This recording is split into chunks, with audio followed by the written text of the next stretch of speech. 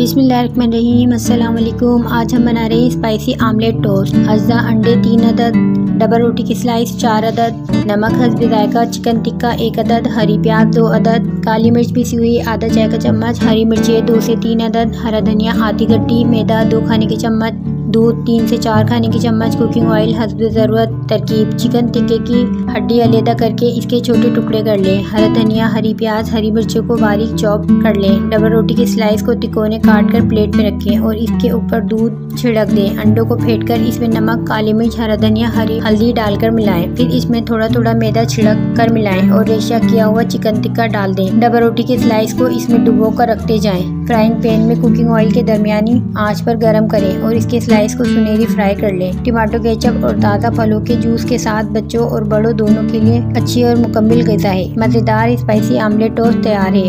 इसी तरह की मज़ेदार रेसिपीज़ के लिए व्यूअर्स चैनल को सब्सक्राइब कर दें, बेल आइकन को प्रेस कर दें ताकि आपको मज़ेदार रेसिपीज़ मिल सके। Thanks for watching.